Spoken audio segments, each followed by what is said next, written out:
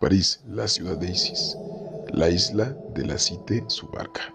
Muchos investigadores contemporáneos piensan que el nombre de París viene de una etimología de Parisis, perteneciente a los parisios, pueblo galo que se asentaba en la ciudad antes de la llegada de los romanos. Jacques Antoine Dularé, un historiador que realizó sus investigaciones en el siglo XVII y XVIII, relacionó a los parisios, también conocidos como los parisis, con el culto a la diosa egipcia Isis. Y Parisis significaría en egipcio antiguo algo así como la casa de Isis. Además, se han encontrado estatuillas de Isis en muchos lugares de la capital francesa, incluido la isla de Cité donde está Notre Dame. Isis es la gran diosa madre, símbolo de la fecundidad, de la maternidad en el antiguo Egipto. Se sabe que el culto a esa diosa egipcia se extendió por todo el Mediterráneo, resistiendo al Imperio Romano y a el auge del cristianismo gracias al paganismo. Su influencia fue tal que se cuenta que San Bernardo de Claraval, templario y creador de la orden cisterciense, al que se atribuye la creación del término Nuestra Señora Notre Dame, se ha dicho de paso, se basa en el término de la gran diosa madre cristianizado. También se sabe que el último reducto del culto a Isis en Egipto antes del dominio romano fue en la isla de Files, situada en medio del río Nilo, como si de una barca se tratase. Lo mismo ocurre en la isla de Cité en París, que se encuentra en medio del río Sena como si fuera una barca navegando por sus aguas. Esta imagen cristianizada se representa de forma iniciática en la Edad Media a través de grabados en los que se representa a Nuestra Señora o Notre Dame, que como hemos dicho anteriormente sería la figura de Isis cristianizada a bordo de una barca que representa a esa isla, la Cité, en medio del río Sena.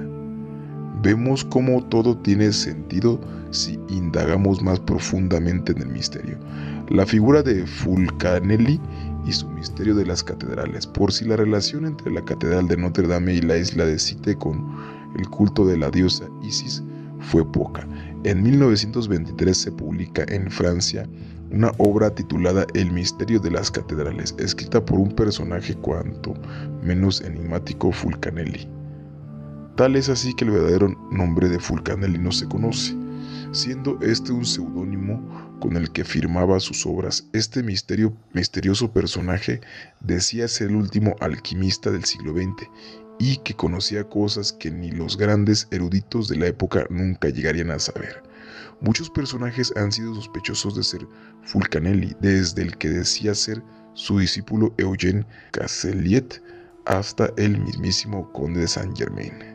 Jacques Verbier, célebre investigador y autor de El retorno de los brujos, decía haberle conocido bajo la identidad del hombre del gas, que fue buscado tras la Primera Guerra Mundial por una comisión de sabios atomistas americanos con sus enormes conocimientos sobre la energía nuclear.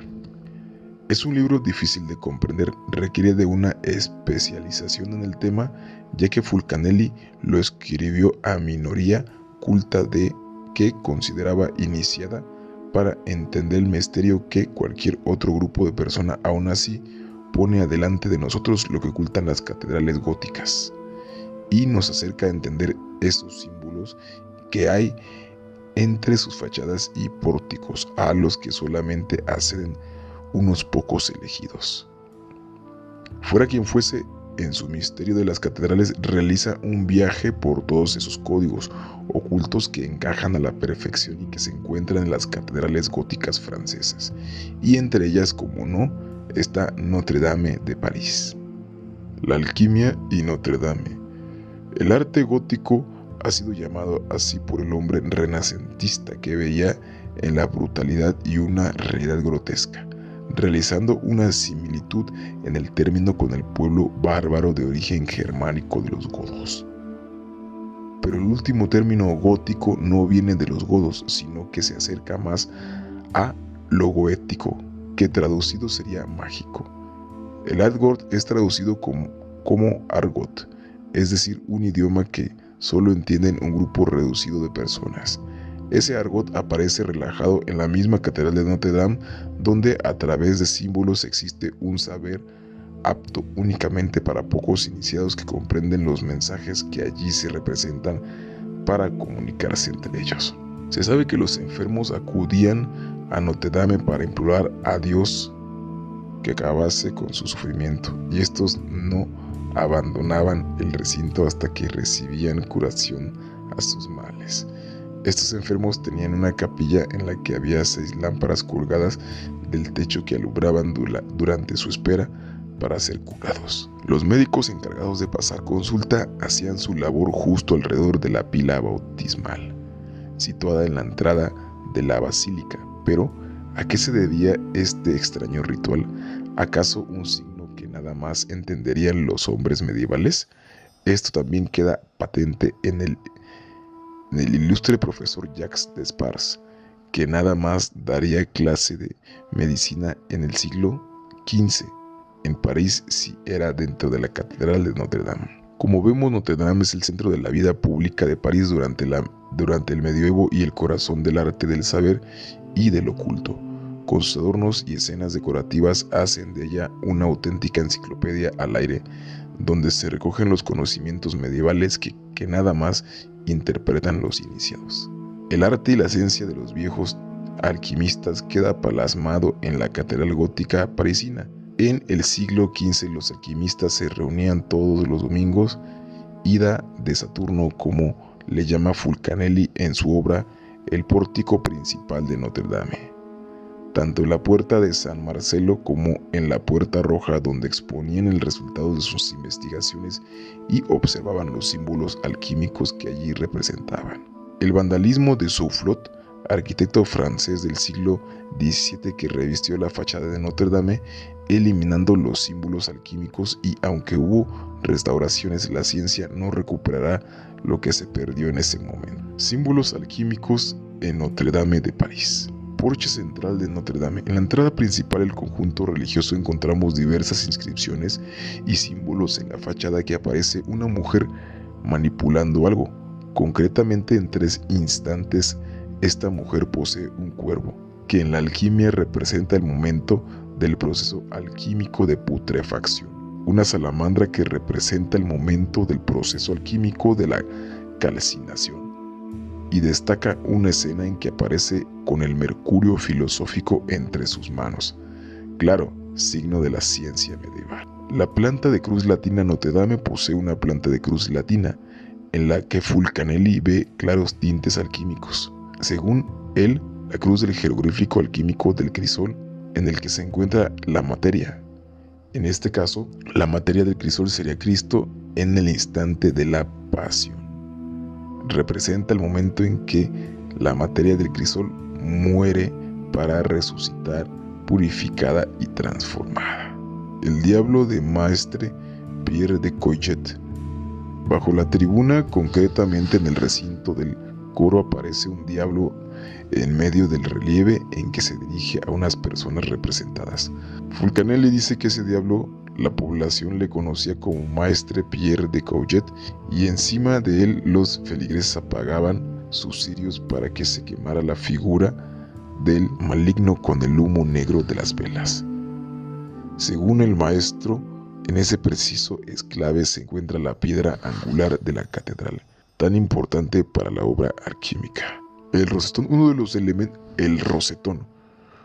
de los elementos decorativos que destacan en la catedral de Notre Dame, así como en todas las muestras de arte gótico, es el rosetón. El rosetón, con sus vidrieras de colores, hacen que la luz entre en el recinto con una abundancia de tonos y que le dan más, si cabe, esa sensación de ser un lugar sagrado. La catedral parisina consta de 3 rosetones en la fachada principal, en la fachada oeste y en la parte sur del conjunto. Esas escenas sagradas que se crean cuando penetra la luz en los rosetones serían jeroglíficos matemáticos relacionados con el paso del tiempo y con la energía que vibra dentro del interior del edificio.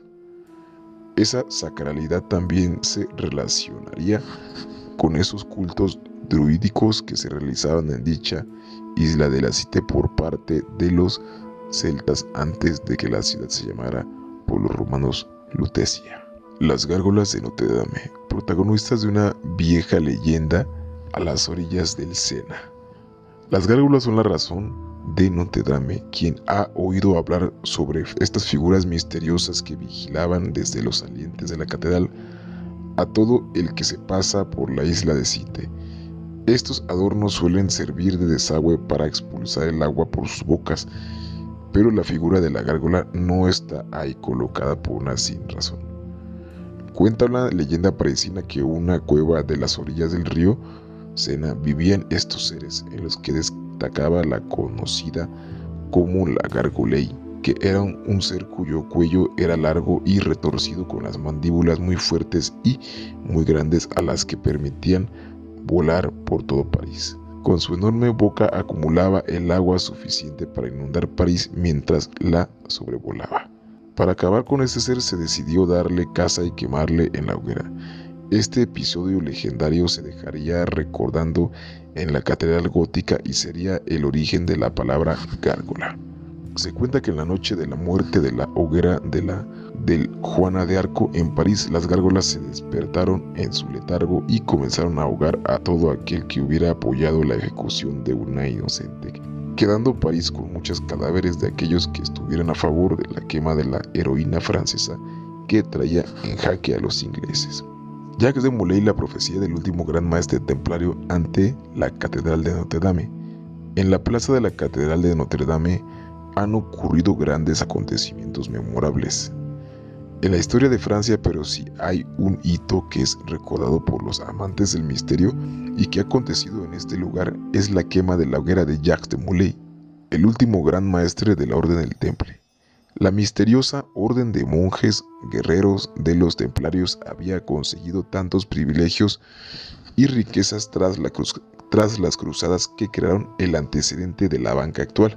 Sus riquezas eran amplias, desde propiedades cedidas por sus victorias en el campo de batalla, como tesoros que han creado grandes mitos.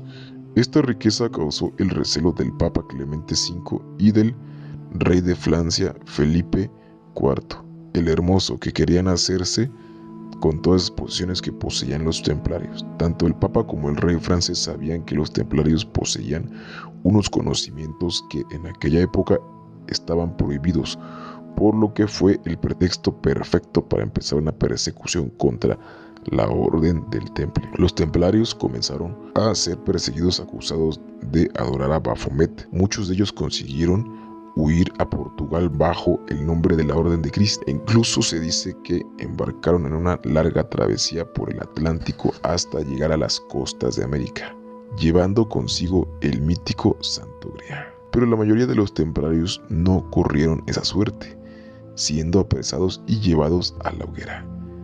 Y el caso más famoso fue de Jacques de Molay. Jacques de Molay fue el último gran maestre de la Orden del Temple y fue acusado de cometer herejía ante la cruz y de adoración al demonio, por lo que fue condenado a la hoguera tras haber renegado la acusación. El 18 de marzo de 1314, en la plaza de Notre Dame, el mismo Jacques de Molay pidió ser quemado mirando hacia la catedral. Antes de morir, lanzó una profecía a modo de maldición a aquellos que habían iniciado la conspiración para acabar con el temple. Dios sabe quién se equivoca y ha pecado, y la desgracia se abatirá pronto sobre aquellos que han condenado sin razón. Dios vengará nuestra muerte. Señor, sabed que en verdad todos aquellos que no nos son contrarios por nosotros van a sufrir. Clemente y tú también, Felipe, traidores a la palabra dada, os emplazó a los dos ante el tribunal de Dios. A ti, Clemente, antes de 40 días, y a ti, Felipe, dentro de un año. Dicho y hecho, el Papa Clemente V murió antes de 40 y el rey francés Felipe IV el Hermoso fallecía en noviembre de 1314 al tener un accidente mientras cazaba Fontainebleau. Se sabe que el día en que fueron capturados los primeros templarios fue el viernes 13 de octubre de 1307, de donde viene el famoso día de la mala suerte y de temor, el inconsciente colectivo del viernes 13. Y todo esto aconteció ante los ojos de Notre Dame de París. Amigos, gracias por su preferencia. No olviden poner sus comentarios, darle like, compartir y que tengan muy buen día. Hasta luego.